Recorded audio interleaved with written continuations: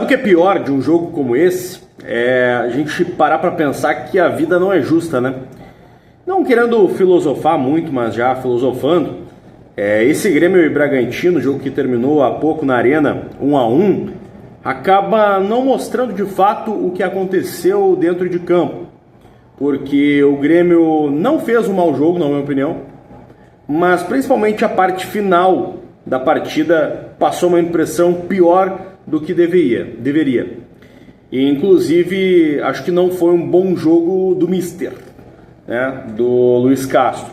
Falar sobre isso, se gostar do conteúdo, aquele like já ajuda esse canal, que ele é aquela coisa, né, como o Renato Portaluppi no Grêmio, ele vai, mas volta, né? A gente para um pouquinho, volta um pouquinho e é isso aí.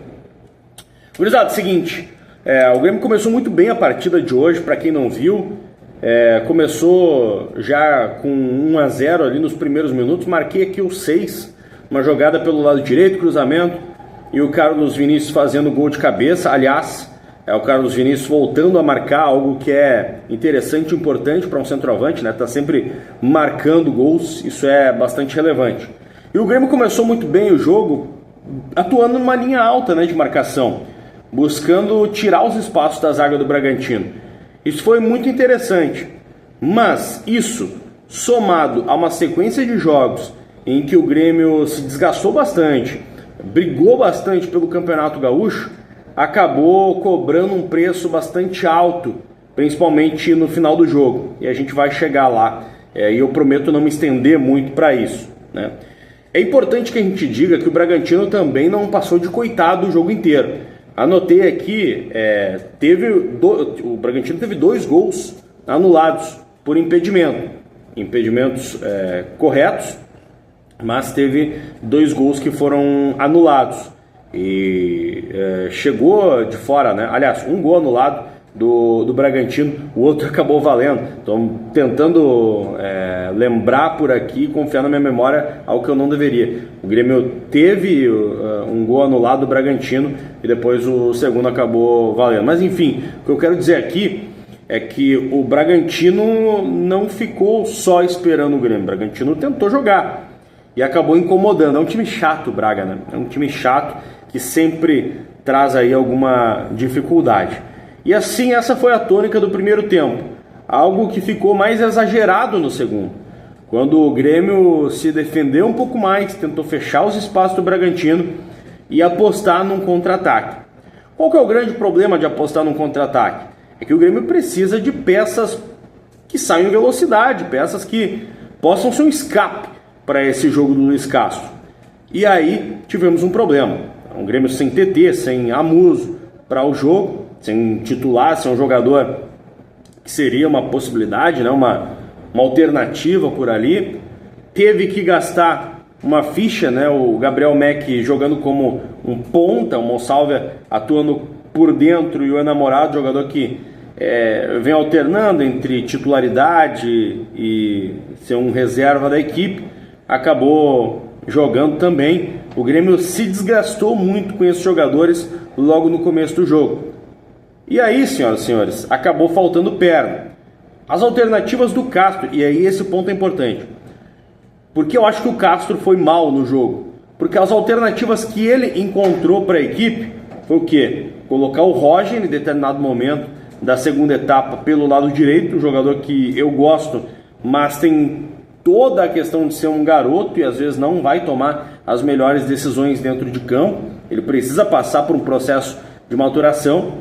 E do lado esquerdo, convenhamos, né? Caio Paulista é meio complicado ter o Caio Paulista numa posição como essa. Eu sei que ele já atua assim, começou na carreira como jogador mais avançado, mas ele não deu a resposta que o torcedor do Grêmio esperava e que a direção do Grêmio esperava naquela ponta. E aí você vai me dizer, César, mas ele não tinha alternativas. E eu vou te contrapor, eu acho que tinha. Seria muito melhor ter André Henrique por ali, Riquelme, que já atuou naquela posição mais ao lado? Não sei se seria muito melhor. Mas por que não a tentativa por esses jogadores ao colocar o Caio Paulista por ali? Eu preferiria muito mais essas opções. fiquei pensando, fiquei me questionando se não seria justamente melhor ter outro tipo de jogador naquelas posições.